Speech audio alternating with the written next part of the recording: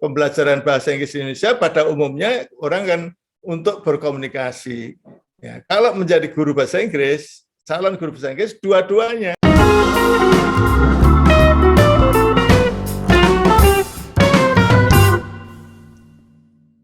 Bismillahirrahmanirrahim. Assalamualaikum warahmatullahi wabarakatuh. Sobat UMKTalks Academy dimanapun Anda berada. Kita kembali lagi pada pagi hari yang cerah ini di UMKTalks Academy bersama Prof. Ali Salka, PhD.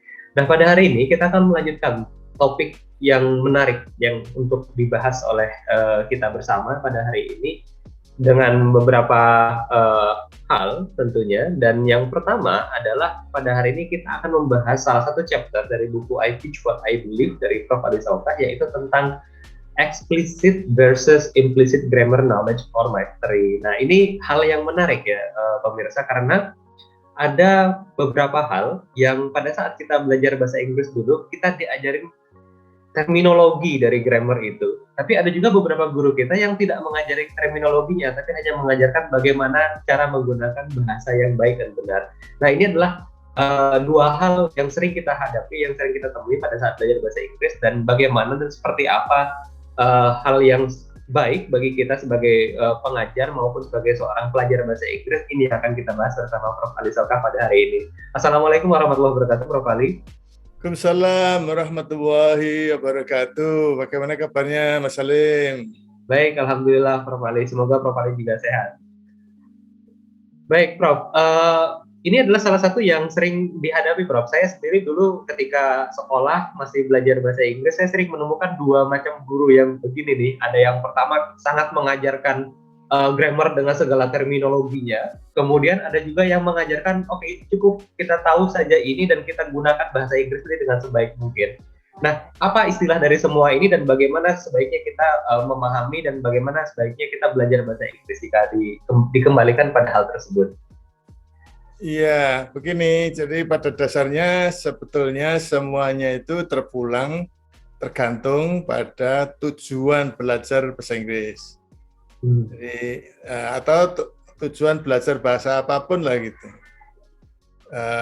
Tentu kalau setiap manusia pada saat mulai kelahirannya kemudian berinjak menjadi lebih besar, ya, jadi usia balita misalnya, itu kan yang jelas memang tujuannya jelas komunikasi, bisa berinteraksi dengan manusia lainnya di sekitarnya, dengan teman sebayanya, untuk bermain dengan orang tuanya, ya, dengan keluarga yang lain. Jadi kalau itu kemudian diadopsi dalam kaitannya dengan siapapun, ya, orang dewasa yang belajar bahasa Inggris, tujuannya juga itu jelas, ya, jelas. Jadi ya itu ya tidak perlu mengetahui mengenai seluk-beluk tata bahasa, tidak perlu tahu seluk-beluk kebahasaan gitu. Nah, yang mungkin banyak tidak disadari dari segi istilah, itu bahwa pada dasarnya yang disebut dengan menguasai bahasa, ya menguasai bahasa itu bisa saja dipahami berbeda. Menguasai bahasa itu ada yang memahami seperti tadi yang saya gambarkan, bisa menggunakan bahasa untuk berinteraksi dengan orang sekitar, ya, orang sekitarnya untuk berkehidupan gitu. Jadi itu kemudian kalau dia bisa sapa menyapa, diskusi tentang topik tertentu, kemudian orang mengatakan, wah, dia menguasai bahasa, atau bahasa Inggris, bahasa asing lainnya gitu. Tapi ada juga yang kemudian kalau bisa menjelaskan, misalnya dalam bahasa Indonesia, di sebagai awalan atau di sebagai kata depan, itu penulisannya dipisah atau menyatu. Kemudian kalau kalimat aktif, kalimat pasif seperti apa dalam bahasa Indonesia atau dalam bahasa Inggris, itu ada juga yang mengatakan, wah, dia menguasai bahasa Indonesia, bahasa Inggris, dan seterusnya. Jadi misalnya kalau dalam kaitannya dengan bahasa Indonesia, kalau ada orang asing yang bukan orang Indonesia, dia lancar berbahasa Indonesia, kita bisa mengatakan wah dia menguasai bahasa Indonesia. Tapi ada juga yang dia menjelaskan dalam bahasa Inggris tentang bahasa Indonesia yang terkait dengan tata bahasa. Kemudian ada orang juga mengatakan wah dia menguasai bahasa Indonesia. Jadi oleh karena itu maka ada istilah yang mungkin perlu dipahami bahwa penguasaan bahasa, ya khususnya yang terkait dengan masalah tata bahasa, masalah kebahasaannya ya, atau kalau orang lebih lazim mengenalnya sebagai grammar gitu ya, itu ada istilah implicit knowledge of grammar dengan explicit knowledge of grammar. Jadi knowledge itu pengetahuan yang secara eksplisit dan pengetahuan yang implicit, tersirat, tidak kelihatan tentang grammar ya, tata bahasa. Ya ini perlu disadari sehingga orang tidak lagi kemudian berdebat begitu karena definisinya beda-beda. Explicit knowledge of grammar itu yang disebut dengan explicit, dia bisa menjelaskan fenomena tata bahasa suatu bahasa. Jadi misalnya bahasa Inggris, dia bisa menjelaskan ini harusnya kalau kalimat pasif itu ada to be, kemudian kata kerjanya bentuk ketiga, to be-nya itu bisa be sendiri, bisa is, ma, kalau lampau bisa was, were, dan seterusnya. Nah, kemudian kata kerjanya bentuk ed atau bentuk ketiga yang irregular misalnya gitu. Ini pengetahuan yang explicit tentang grammar, explicit knowledge of grammar. Tetapi ini tidak jaminan, Mas Halim, tidak jaminan bahwa dia menguasai bisa menjelaskan ya, bisa menjelaskan tentang fenomena tata bahasa suatu bahasa seperti tadi saya sebut sebagai bahasa Inggris. Ya itu belum menjamin, belum tentu gitu ya, belum tentu dia bisa menggunakan bahasa itu untuk komunikasi. Jadi menguasai bahasa, menguasai grammar secara eksplisit dengan bisa menjelaskannya itu belum bisa menjamin ya kalau kemudian bisa berinteraksi dengan orang-orang yang menggunakan bahasa itu untuk komunikasi. Kalau boleh bertanya kembali, Prof, kalau misalkan kita berbicara dengan mastery di antara dua macam knowledge tadi ya, jadi ada explicit dan implicit, mungkinkah ada orang yang lebih proficient di salah satunya saja begitu, lebih ahli di salah satunya? Ya, jadi mungkin dia ketika bisa menjelaskan tapi tidak bisa menggunakan atau bisa menggunakan. Jadi sebaliknya tadi saya ingin teruskan dulu tadi ya. Bisa itu tadi jawabannya bisa. Saya ingin meneruskan yang bisa menjelaskan tentang tata bahasa secara lancar ya, betul-betul memang tidak ada salahnya dia menjelaskan itu. Tetap itu belum tentu itu kemudian berarti dia bisa menggunakannya untuk komunikasi. Sebaliknya ada orang yang dalam berinteraksi, katakanlah kalau orang Indonesia ya berinteraksi dengan orang yang bukan berbahasa Indonesia harus menggunakan bahasa Inggris, dia tidak ada masalah dan tidak pernah disalahpahami ya, dia tidak salah paham waktu dia mendengarkan, dia pada waktu mengemukakan secara lisan ngomong dalam bahasa Inggris, juga lawan bicaranya yang tidak tahu tentang bahasa Indonesia hanya tahunya bahasa Inggris, katakanlah begitu, itu juga paham. Ya, ini tidak menjamin bahwa yang bisa menggunakan bahasa Inggris katakanlah gitu untuk berkomunikasi, berinteraksi dalam kehidupan itu juga bisa menjelaskan tata bahasa. Ya, salah satu contoh konkretnya, saya dulu waktu masih muda ya, itu karena berapa ya, 40 tahun yang lalu atau 30 sekian tahun yang lalu, waktu studi di Amerika itu saya mengambil mata kuliah Modern English Grammar. Ya. Nama mata kuliahnya itu Modern English Grammar. Nah, di kelas itu saya dan ada teman saya itu minoritas, hanya 1, 2, 3 orang yang bukan orang Amerika. Waktu itu sebagian besar orang Amerika. Nah, pertanyaan saya waktu itu kenapa mereka orang Amerika yang notabene itu penutur asli bahasa Inggris, masih juga mengambil mata kuliah Modern English Grammar. Ternyata mereka ingin menjadi guru bahasa Inggris. Ingin menjadi guru bahasa Inggris. Yang paling menarik adalah pada waktu di dalam kelas ada diskusi, ada tanya jawab, ada latihan mengidentifikasi apakah, jadi latihannya itu ya mungkin kalau orang Indonesia tertawa nih, masa latihan orang Amerika latihannya seperti itu, mengidentifikasi kalimat itu aktif atau pasif. Orang Amerika nggak tahu, nggak bisa menjelaskan. Tapi pada waktu dia itu bertanya, pada waktu dia itu mengajukan masalah, kenapa segala macam, itu pakai bahasa Inggris. Jadi dia tidak menyadari bahasa yang digunakan. Tidak menyadari bahwa dia itu menguasai implicit grammar of English.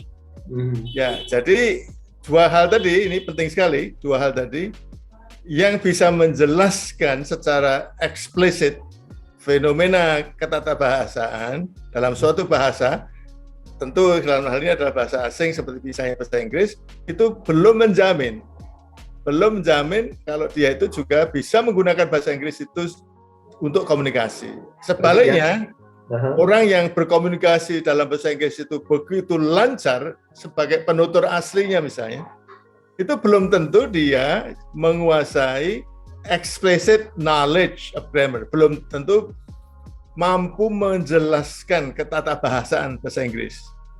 Ya, sehingga kalau saya boleh bertanya, menjawab pertanyaan Mas Salim tadi, apakah dimungkinkan ada orang yang memilih, atau bukan memilih, tapi dia ingin spesialis eksplisitnya saja atau implisitnya saja. Ini sebetulnya bukan pilihan ya, jadi secara alami mungkin ya, karena yang bersangkutan katakanlah memang belajar bahasa Inggris itu dari buku-buku grammar ya, dan dia tidak ingin belajar bahasanya itu untuk komunikasi, dia hanya ingin mengetahui seluk-beluk ketatabahasanya, maka dia hanya bisa atau memang hanya ingin menguasai bahasa Inggris dari ketatabahasanya. Jadi hanya menguasai explicit knowledge of grammar of English.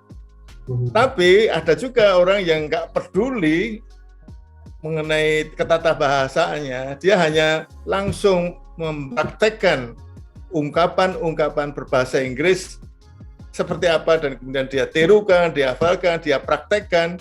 Dia tidak pernah peduli mengenai itu apakah present tense atau future tense, apakah itu pasif, apakah itu aktif, apakah itu preposisi, apa itu prefix dan seterusnya. Tidak pernah dia peduli, karena yang dia pedulikan hanya bagaimana dia bisa berkomunikasi, berinteraksi dengan orang-orang sekitarnya yang tidak bisa berbahasa Indonesia. Bisa terjadi, tetapi untuk orang yang ingin jadi guru bahasa, apakah bahasa Indonesia, jadi ini sebetulnya berlaku untuk bahasa Indonesia juga ya. Jadi orang Indonesia yang belajar bahasa Indonesia sebagai bahasa pertama atau bahasa kedua, sebetulnya dia tidak perlu banyak tahu tentang grammar, yang penting dia itu lancar dalam berkomunikasi, pada waktu mendengar, menyimak tidak ada masalah, membaca tidak pernah ada masalah, menulis juga bagus, bicara juga runtut, dia tidak perlu tahu. Ya, tapi kalau kemudian ya jadi sebetulnya kalau menurut saya pembelajaran bahasa Indonesia untuk murid-murid secara umum yang tidak ingin menjadi guru bahasa Indonesia itu harusnya lebih dipentingkan implicit knowledge of grammar. Artinya bagaimana kemudian bahasa Indonesia itu digunakan untuk komunikasi. Tidak terlalu mementingkan dia itu tahu akhiran awalan. Ya, kalau misalnya itu kata di itu dipisah atau disambung, ya dipraktekkan saja. Kalau di seperti ini disambung, di seperti ini, ya, tapi tidak usah terlalu dipermasalahkan kalau dia tidak tahu bahwa itu yang namanya preposisi, ini namanya awalan dan seterusnya begitu. Jadi untuk guru bahasa Inggris atau guru bahasa apapun harus bisa dua-duanya. Nah, kalau tadi Pak Mas Salim menyebut bahwa pernah mengalami ada guru yang ekstrim tadi, ekstrim itu artinya hanya tidak pernah menggunakannya di dalam kelas sebagai komunikasi, ini masalah kelemahan. Guru itu tidak profesional. Mestinya kalau guru bisa menggunakannya sebagai komunikasi, jadi berarti itu implicit knowledge of grammar, tetapi dia juga harus menguasai grammarnya untuk bisa menjelaskan, menguasai explicit knowledge of grammar juga, karena gunanya guru bahasa menguasai explicit knowledge of grammar agar bisa menjelaskan kalau ada masalah-masalah yang dihadapi oleh pembelajar bahasa, apapun bahasanya, termasuk bahasa Inggris, bahasa Indonesia. Justru saya ingin mengatakan bahwa sebenarnya sama, bahasa Indonesia pun harusnya disikapi seperti itu. Yang pengamatan saya, pembelajaran bahasa Indonesia, mengajarkan bahasa Indonesia di kelas-kelas itu masih banyak cenderung itu fokusnya pada explicit knowledge of grammar. Tidak melibatkan para peserta didik untuk menggunakannya sebagai komunikasi, tidak banyak menulis, tidak banyak membaca, tidak banyak berdiskusi gitu. Dan itu saya kira juga harus digunakan untuk strategi mengajarkan bahasa Inggris. Jadi istilahnya itu melibatkan mereka untuk menggunakan bahasa Inggris sebagai komunikasi, karena dalam kaitannya dengan pembelajaran bahasa Inggris di Indonesia pada umumnya orang kan untuk berkomunikasi. Ya, kalau menjadi guru bahasa Inggris, calon guru bahasa Inggris dua-duanya gitu. Berarti bisa kita kembalikan lagi, Prof, ya. Kalau misalkan ini adalah untuk penggunaan saja sehari-hari, lebih baik fokus pada implisit. Tapi ketika yang kita ajarkan adalah calon guru atau orang yang ingin mengajar, maka harus keduanya, begitu, Prof. Ya, betul. Itu simpulannya. Ya. Baik, terima kasih banyak Prof. Ali atas sharingnya pada hari ini. Insya Allah kita akan melanjutkan kembali di episode yang akan datang dengan topik-topik yang tentunya jauh lebih menarik. Demikian pemirsa UMK Talks Academy, kita akan melanjutkan kembali pertemuan kita di pertemuan-pertemuan mendatang, tentunya dengan topik-topik dan isu-isu hangat di dunia pendidikan. Terima kasih banyak. Saya akhiri pertemuan kita pada hari ini. Assalamualaikum warahmatullahi wabarakatuh. Waalaikumsalam warahmatullahi wabarakatuh. Terima kasih, Mas Salim.